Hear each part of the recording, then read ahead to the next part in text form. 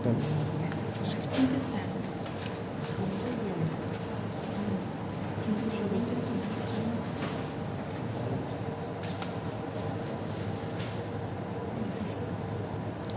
লাইটগুলো ধরে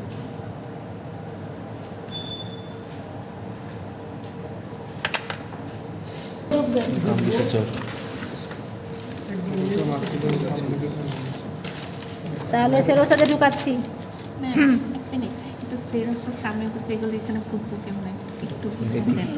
মানে আমরা সবাই একটু খেলি পাতলা তো। এটা কখন হাত দিয়েছ? দাও হাত দাও।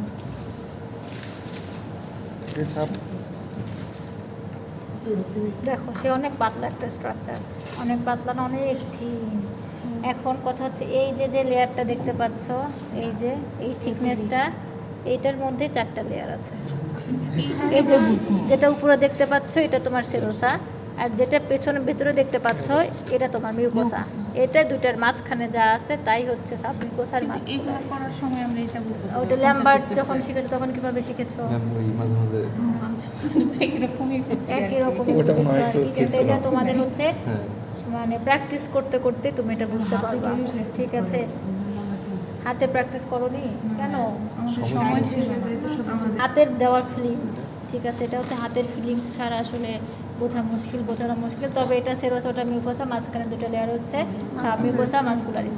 এখন বলেছিলাম কি যে হচ্ছে সেরোসা দিয়ে ঢুকালাম, মিউকোসাতে ঢুকেছে যে। এখন কথা হচ্ছে মিউকোসা দিয়ে সে ঢুকে বের হবে, বলেছিলাম না মিউকোসা দিয়ে সে বের হয়ে যাবে। তাহলে বের করি। এরপরে কি বলেছি যে সে সাবমিউকোসাতে ঢুকবে, এই এজ বরাবরই। তাহলে এখন তোমাকে এটা খেয়াল করতে হবে এটার সাবমিউকোসাটা কোথায়। এটাকে জাস্ট হচ্ছে তোমার হাতের ফিলিংসে এই যে সাবমিউকোসা দিয়ে উঠাবে। কিভাবে বুঝবা সাবমিউকোসাতে আছে না মাসকুলারিসে আছে? সেটাই, এটা চলে যায় সাবমিউকোসাতে ঢুকাইলে। না, আমার হাতের ফিলিংসে তো আছে, আমার তো হাত খেলা আছে, মাসুল ঢুকতে পারে, তুমি যদি ঢুকাও তো ঢুকে যাবে। সাবমিউকোস বলার সময় সাবমিউকোসাই বলতে হবে। কাটিংয়ে যে কি হবে, সাবমিউকোসাতে যাবে, তাই বলেছিলাম না? তাহলে পরের কাটিংয়ে যে আসো,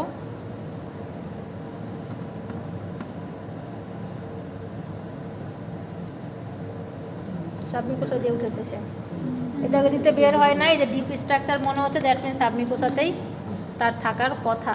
যেহেতু এটা মাইক্রোস্কোপিক স্ট্রাকচার আমরা দেখতে পাচ্ছি না, জাস্ট হচ্ছে হাতের ফিলিংস বলা ছাড়া কিছু বলার নাই।